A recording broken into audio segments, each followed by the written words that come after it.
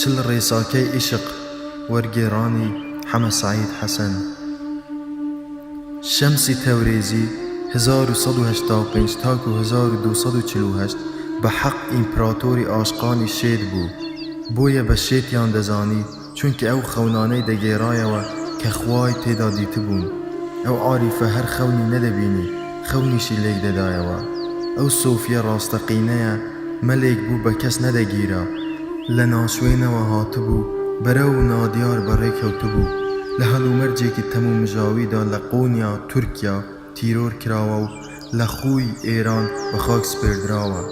کە ناوی شەمس دێت باسی مەولانا جەلالەدینی ڕۆمیش 1270 و 1273 دێتە گۆڕێ. ئاخر ئەوە یەکەمیان بوو ڕێڕەوی ژیانی دووەمیانی بە تەواوی گۆڕی و لە گوتاربێژ و زانای ئاینیەوە کردی بە ناودارترین شاعیری سۆفی. پەیوەندی قوڵی نێوان ئەو دوو عاریفە وای کردووە هێشتا بە تەواوی ساغ نەبووەتەوە. تەورێزی چل ڕێساکەی عیشقی نووسیوە یان مەولانا یان بە دوو قۆڵی نووسیویانە. چل ڕێساکەی عیشق ناوی ڕۆمانێکی ئەلیف شەفەقیشە کە بە کۆمەکی ژیاننامە و تێزەکانی شەمس و مەولانا نووسیویەتی.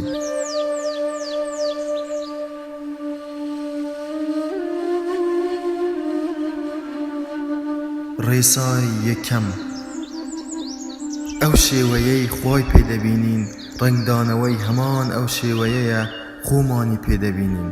ئەگەر پێمان وابێت خوا لە ترس و سەرزەنشت بەولاوە هیچی دیکەی بۆ ئێمە پێی نییە، ئەوە بەو مانایەیە دڵمان سەرچاوەی ترس و سەرزەنشتە. بەڵام ئەگەر خوامان وەک کانگای سۆز و خۆشەویستی بینی ئەوە خۆشمان وەهاین.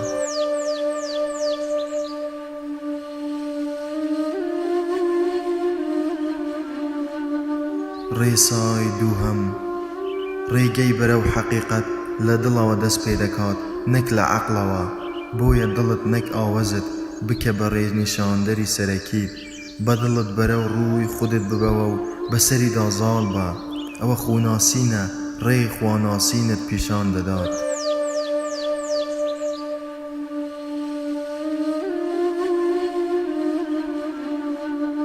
ڕێسای سێهەم.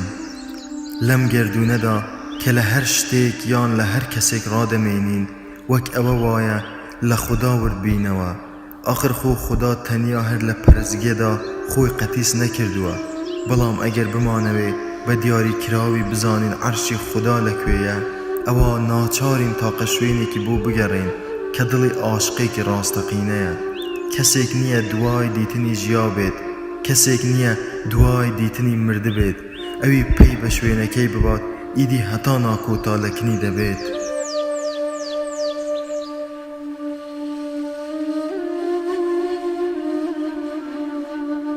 ڕێسای چوارەم. فکر و ئەوین لە شتی جیاواز پێک دێن. فکر گیرۆدەی چەندان گرێمان دەکات، بەڵام ئەوین هەموو گرێیەکان دەکاتەوە. فکر هەمیشە لەوە وریامان دەکاتەوە خۆمان لە مەستی بپارێزین، بەڵام ئەوین بۆ سەرچڵی هانمان دەدات. فکر بە ئاسانی لە کۆڵمان نابێتەوە، بەڵام ڕەنگە تەلاری ئەوین لە خۆوە هەرەز بهێنێت. وەک چۆن لە ژێر دار و پەردوودا گەنجینە بزر دەبێت، دڵی شکاویش لە نێو خۆیدا چەندان گەنجینەی حەشارداوە.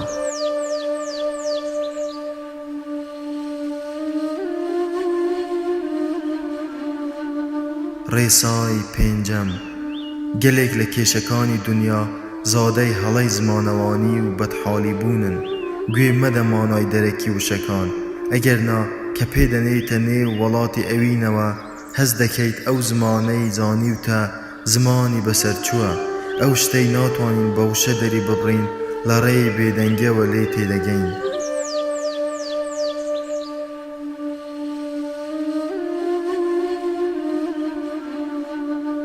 ڕێسای شەشەم.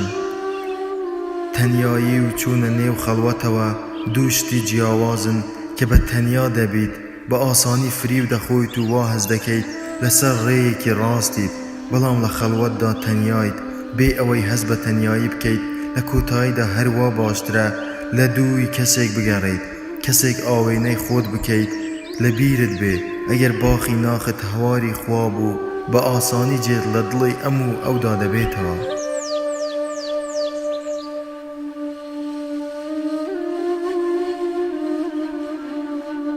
ڕێسای هەفتەم، تووشی هەر ناخۆشیەک بوویت خۆت مەدە دەست نائومێدی. با هەموو دەرگاکانیش بەڕووددا داخرابن. خوا دەرگای نوێ بەڕووددا دەکاتەوە. هەمیشە سپاسگوزاری خوا بە. ئەوە ئاسانە کە هەموو شتێک بە دڵی تۆ بێت و سپاسی خوا بکەیت. سۆفی تەنیا بۆ ئەو شتەی پێی بەخشیوە سپاسی خوا ناکا، بۆ ئەو شتەیشی بێبەشی کردووە لێی سپاسی دەکات.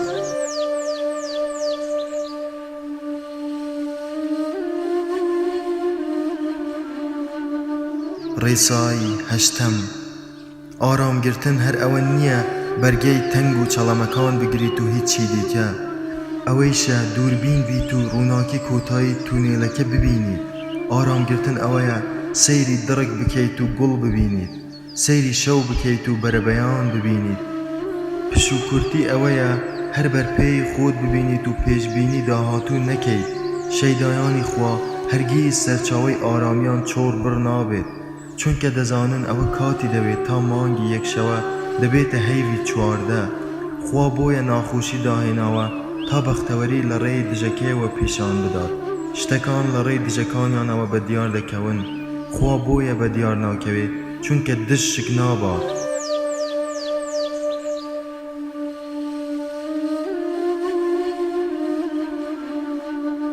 ڕێسای نۆیەم، حەقت بەسەر چۆنیەتی پەیوەندی ئەو خەڵکە بەخواوە نەبێت.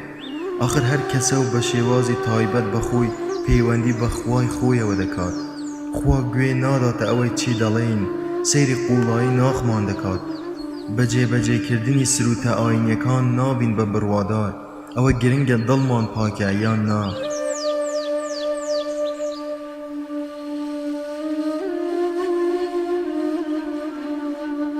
ڕێسای دەیەم، جیاوازیەکی گەورە لە نێوان خۆرهەڵات و خۆرئاوا باشوور و باکووردان نییە.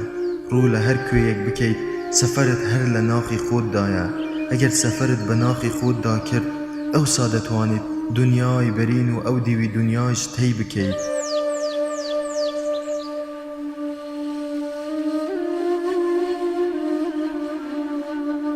ڕێسای 11، مامان کە دەزانێت دووگیان هەست بە ژانی منداڵبوون ناکات، تێدەگات هێشتا وەختی لە دایکبوونی منداڵەکەی نەهاتووە. ئاخر هیچ کەسێک بەبێ ژان و ئازار لە دایک نابێت. وەک چۆن قوڕی وشکەوە بوو پێویستی بە ئاگرێکی بەهێزە بۆ ئەوەی پتەو ببێت. ئەوینیش بەبێ ئازار پەیدا نابێت.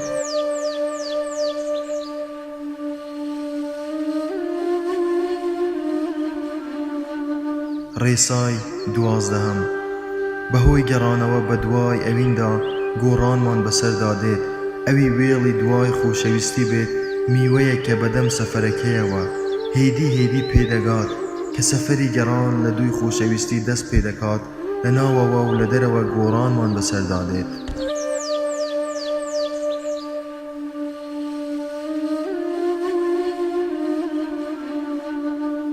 ڕێسای 13، ژمارەی مامۆستا ساختەکانی دنیا لە ژمارەی ئەستێرەکانی گەردوون زیاترە.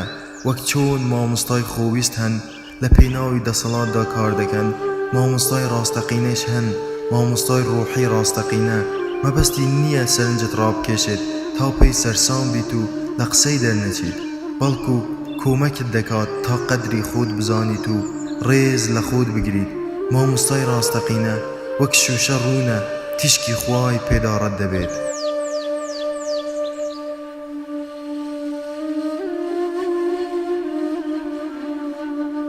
ڕێسای 14، بەرەنگاری ئەو گۆڕانکاریانە مەبەوە کە ڕێت پێدەگرن لێ گەڕێ با ژیان بڕژێتە ناختەوە.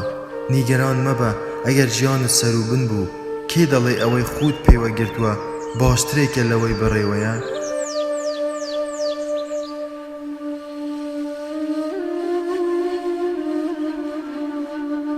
ڕێسای 15، خوا سەرقاڵی تەواوکردنی ئەفراندنی تۆیە، هەم لە دیوی دەرەوە و هەم لە ناوەوە. ئاخر هەموو ئینسانێک کارێکی بەردەوامە بە کاوەخۆ بەڵام بە دڵنیاییەوە بەرەو باڵایی دەبزوێت. هەر یەکێک لە ئێمە کارێکی هونەری تەواو نەکراوە لە هەوڵی تەواوکردنی خۆیدایە.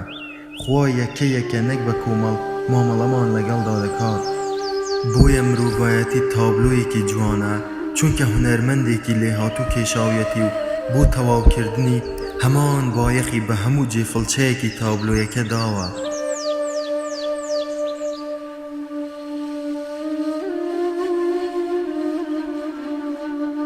ڕێسای 16 ئەوە ئاسانە تاقە خوایەکمان خۆش بوێت، خوایەکی مەزن و باڵا و پاکژ.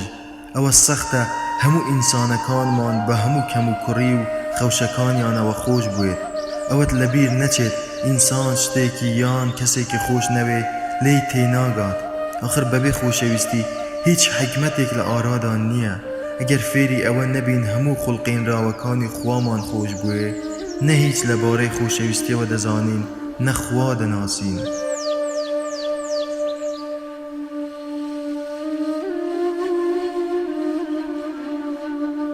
ڕێسای 17 پیسی ڕاستەقینە لە ناخدایە. ئاخر پیسیەکانی دیکە بەهۆی شوشتنەوە لە ناو دەچن. ئەو پیسیەی بە ئاوی خاوێن پاک نابێتەوە پیسی ڕق و دەمارگیریە کە ڕۆح پیس دەکا. دەتوانین بەهۆی پشتکردنە خۆشیەکانی دنیا و ڕووژوگرتنەوە جەستەمان پاک بکەینەوە، بەڵام دڵ تەنیا بەهۆی ئەوینەوە پاک دەبێتەوە.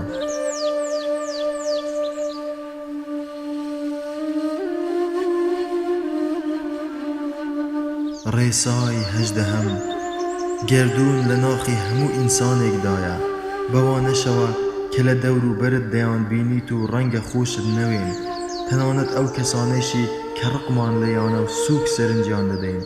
کەم و زۆر ناخیان داگیر کردوین لە دەرەوەی ناخی خۆت بۆ شەیتانیش مەگەڕێ. شەیتان هێزێکی سیر نییە لە دەرەوە پەلامارت بدات، دەنگێکی ئاساییە لە ناختەوە هەڵدەقوڵێت. لوتکەی هۆشیاری ئەوەیە خۆت بناسیت و ڕاستگۆیانە و گوێرانە لایەنە ڕەش و یەشەکانی خۆت دیاری بکەیت کە خۆت ناسی خواش دەناسیت.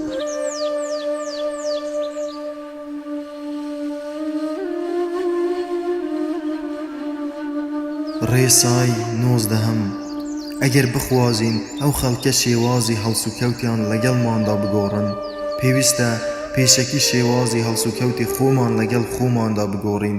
ئەگەر ئینسان فێری ئەوە نەبوو بێت ڕازگۆیانە خۆی خۆش بوێت، با بە ئومێدی ئەوە نەبێت خەڵک خۆشیان بوێت.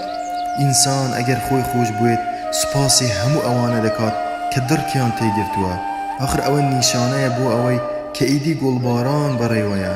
ئینسان ئەگەر شیاوی ڕێزلێنان نەبوو نابێت سەرکۆنەی ئەوانە بکات کە ڕێزی لێنانن.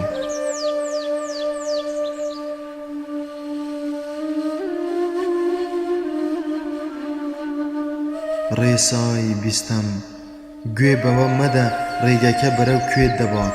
بیر لە هەنگاوی یەکەم بکەوە کە هەنگاوێکی سەختە و دەبێت لێی بەرپرس بیت، کە هەنگاوی یەکەمت نا ئیدی خەمت نەبێت هەموو شتێک بە ئاسایی و خۆڕسکانە تێدەپەڕێت. خۆت مەدە بەدەم شەپۆڵەوە، خۆت شەپۆڵ بە.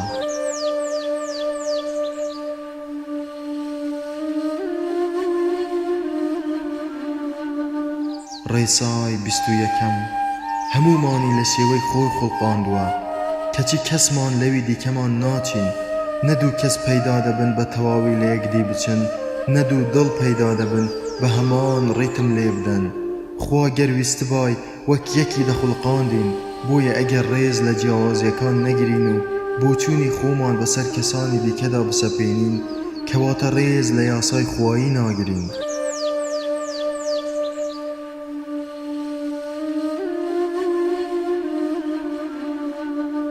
ڕێسای 22 کە عاشقێکی ڕاستەقینەی خوا ڕێکەوتە مەیخانەیەکەوە دەبێتە شوێنی نوێژکردنی، بەڵام کە مەینۆشێک دەچێتە هەمان شوێن دەبێتە جێی مەی خواردنەوەی.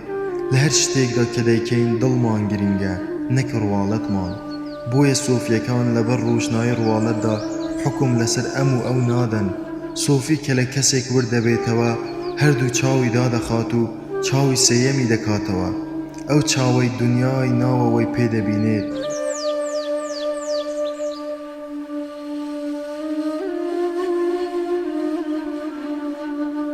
ڕێسای 23 ژیان لە ئاینێکی کاتەکی بەولاوە هیچی دیکە نییە. دنیاش لە لاساییەکی لاوازی حەقیقەت بەولاوە شتێکی تر نییە. ئەوە تەنیا منداڵانم جیاوازی لە نێوان لیستۆک و شتی ڕاستەقینەدا ناکەن. بۆیە ئینسان یان بە لیستۆکێک سەرسام دەبێ یان دەیشکێنێت و فڕێ دەدات. خۆت لە توندڕۆیی بە هەموو شێوەکانیەوە بە دوور بگرە، چونکە هاوسەنگی تێک دەدا. سۆفی توندڕۆیانە هەڵسوکەوت ناکات، لێبوردە و هاوسەنگ دەبێت.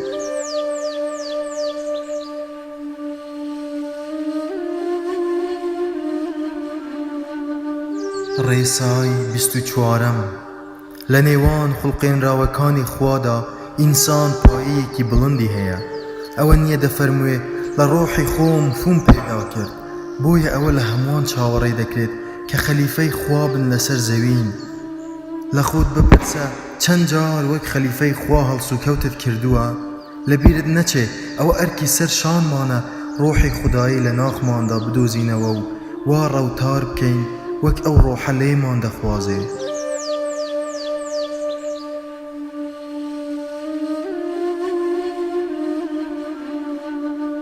ڕێسای 25 دۆزەخ حاڵی حاضر لێرەیە. بەهەشتیش نە لە دۆزەخ بترسن و نەخەون بە بەهشتەوە ببینن، چونکە هەردووکیان لەم چرکە ساتەدا لێرن. هەرکە یەکێکمان خۆش دەوێ بڵند دەبینەوە بۆ ئاسمان، هەرکە ڕقمان لە کەسێک دەبێتەوە، هەرکە ئیرەیی بە یەکێک دەبین، هەرکە شەڕ لەگەڵ ئینسانێکدا دەکەین دەست بەجێ دەکەوینە نێو ئاگری دۆزەخەوە.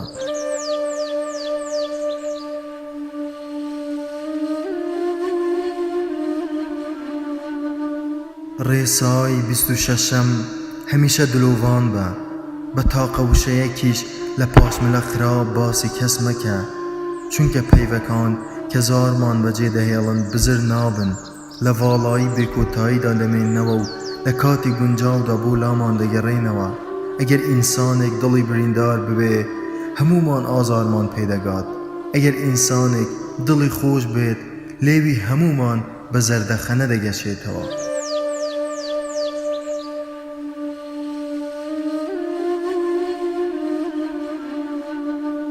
ڕێسای 27 ئەم دنیایە شاخێکی بە بەفر داپۆشراوە، زایەڵەی دەنگت بۆ لای خۆت دەهێنێتەوە.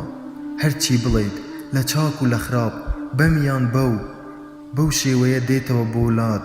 ئەگەر کەسێک بە خراپە باسی تۆ دەکات تۆ بە خراپە باسی ئەو مەکە، چونکە کێشەکە ئاڵۆزتر دەبێت و خۆت لە بازنەیەکی تژی لە ڕقدا دەبینیتەوە.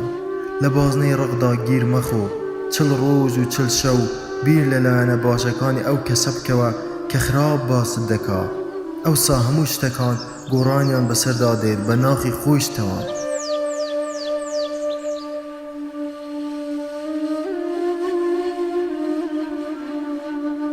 ڕێسای 28 ڕابردوو لێکدانەوەیە، داهاتووش وەهمە. دنیا لە ڕابردووەوە بەرەو داهاتوو وەک هێڵێکی ڕاست بەناو زەمەندا تێناپەڕێ. زەمن لە ڕێی ئێمەوە و لە ناخی ئێمەدا بە شێوەیەکی پێچاوپێچی بێکۆتایی دەبزوێ. سەرمەدی بوون بە مانای زەمنێکی ڕەها نایە، بە مانای نەمریدێ.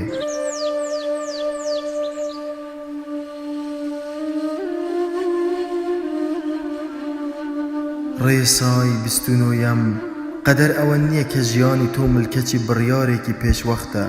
بۆیە ڕادەستکردنی هەموو شتێک بە قەدەر و بەشداری نەکردن لە ژەنینی میوزیکی گەردووندا بەڵگەیە بۆ نەزانیەکی ڕەها.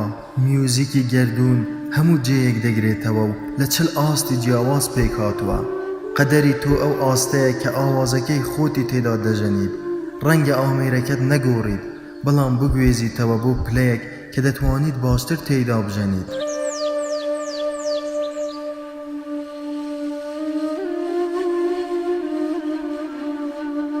ڕێسای 30 ئەوی بە حەق سۆفی بێت ئەگەر بە ناڕەواش تۆمەتبار بکرێت هەر ئارام دەگرێت. سۆفی با لە هەموو لایەکیشەوە پەلامار بدرێ.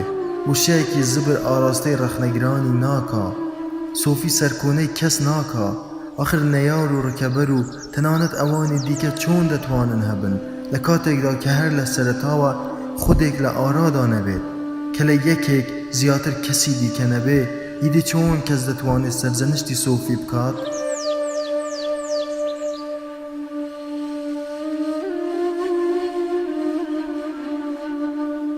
ڕێسای 31 بۆ ئەوەی بڕوات پتە و بکەیت پێویستە وەک ناخ نەرمونیان بیت. بڕوات وەک بەرد سەخت و ڕق نابێ. ئەگەر دڵی وەک پەڕ سووک نەبێت کە تووشی نەخۆشیێک دەبین، کە ڕووداوێکی ناخۆشمان لێ دەقەومێت، کە زیانێکمان پێدەگات، یان بەرەو ڕووی مەترسێک دەبینەوە، ئیدی خۆپەرستیمان کەم دەبێتەوە.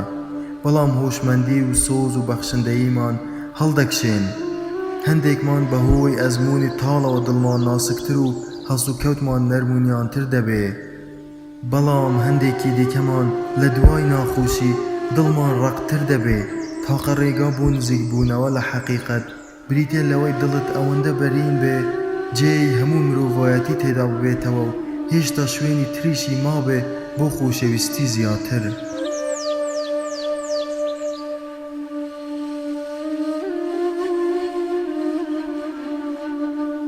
ڕێسای 32 نابێ شتێک بکەوێتە نێوان تۆ و خوای خۆتەوە، نە هیچ پێشەوایەکی ئاینی، نە هیچ سەرکردەیەکی ڕۆحی، نەتەنانەت باوەڕیشت بڕوات بە بەها و پرەنسیپەکانی خۆت هەبێت، بەڵام بەسەر کەسیاندا مەسەپێنە.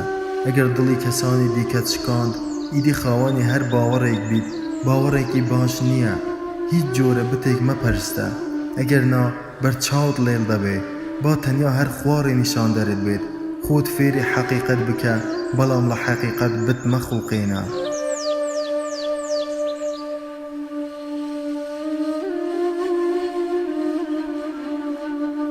ڕێسای 33 هەرچەندە ئینسان لە هەوڵی ئەوەدایە لەم دنیایەدا شتێک بەدەست بخات و ببێتە کەسێکی گرنگ، بەڵام کەمرد هیچ لەگەڵ خۆیدا نابات و لە کۆتاییدا دەگاتە لووتکەی عەدەم.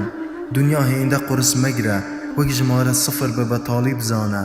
ئێمەش لە گوڵەگەنم دەچین، ئەوە جوانیەکەی دیوی دەرەوەمان نییە، بەتاڵی ناخمانە. وای کردووە قنجوقیت بوەستین، ئەوەی هانمان دەدا درێژە بە ژیان بدەین، گەڕان لە دووی دەستکەوت نییە، هۆشیاریمانە بەرامبەر بە عەدەم.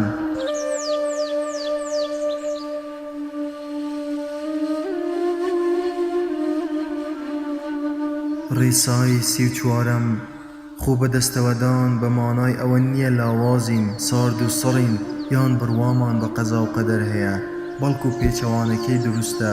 خۆ بەدەستەوەدان هێزێکە لە ناخەوە هەڵدەقوڵێ. ئاخر ئەوانەی خۆیان ڕادستی کڕۆکی خوایی دەکەن، لە کاتێکدا هەموو دنیا دەشڵەژێ، ئەوان ئارام و دڵنیا دەژین.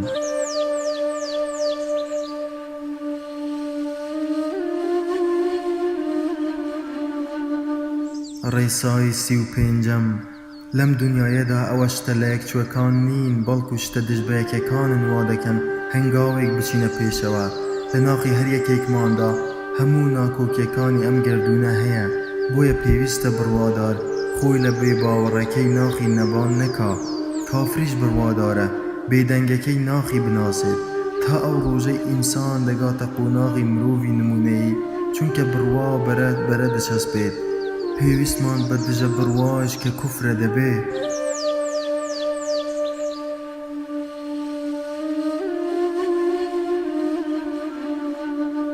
ڕێسای 36 خوا ئەم دنیایەی لەبەر ڕۆشنایی پرەنسیپی ئاڵوگۆڕ داخڵقاندووە. ئەگەر هێندەی گردێک چاکە بکەین، پاداش دەدرێنەوە و لەسەر هەر گردێک لە خراپەیش سزا دەدرێن. ترسی فێڵی ئەوانەی دیکەت نەبێ. ئەوەت لەبیر بێ ئەگەر یەکێکیان تەڵەیەکی بۆ نایتەوە، ئەوە ویستی خوایە، چونکە پلانداڕێژە گەورەکە خوا خۆیەتی و تەنانەت گەڵاوی درەختێکیش بێ ئاگاداری خۆی ناجوڵێتەوە. بڕوای تەواوت بەوە هەبێ ئەوەی خوا بیکا بە جوانی دەیکا.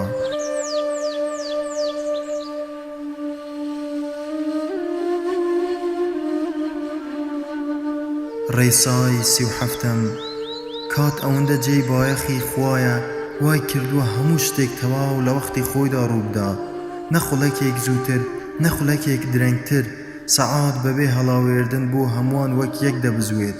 هەموو کەسێک وەختێکی هەیە بۆ خۆشەویستی و وەختێک بۆ مردن.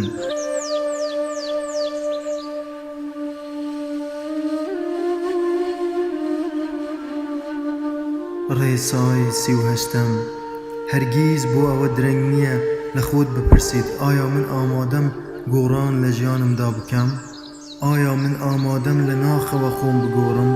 با ڕۆژێکیشت لە ژیاندا مابێ هەوڵ بدە لە ڕۆژی پێشوت نەچیت لە هەموو ساتێکدا و لەگەڵ هەموو کەسێکدا پێویستە ئینسان گۆڕانی بەسەردا بێت و تازە ببێتەوە تاقە ڕێگەیەک بۆ ئەوەی ئینسان لە ژیانێکی نوێدا لەدایک ببێتەوە ئەوەیە پێش ئەوەی وەختی مردنی هاتبێت بمرێ.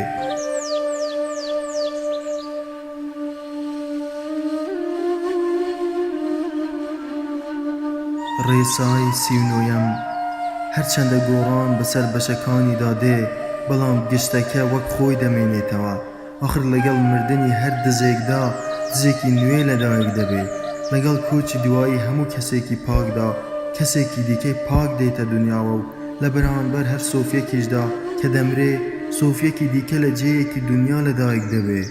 بەم شێوەیە نە هیچ شتێک دەمێنێتەوە گۆڕانی بەسەردانەیە و نە هیچ شتێکیش گۆڕانی بەسەردادێ. ئاینی ئێمە ئاینی عیشقە ئاخر هەموو مرۆڤایەتی وەک زنجیرەیەک دڵ پێکەوە گرێدراون و لەگەڵ پسانی هەر ئەڵقەیەکی ئەو زنجیرەیەدا ئەڵقەیەکی دیکە جێدەگرێتەوە ناوەکان دەگۆڕێن دێن و دەچن بەڵام کڕۆک وەک خۆی دەمێنێتەوە.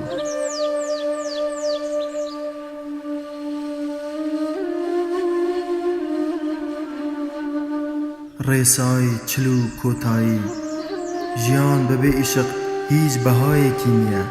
لە خۆت مەپرسە کام جۆری ئیشق دەخوازیت ڕۆحی یان جەستەیی خوایی یان دنیایی خۆراوایی یان خۆرەڵاتی ئاخر دابەشبوونەوەکان لە غەیری دابەشبوونی دیکە هیچی دیکەیان لێ ناکەوێتەوە.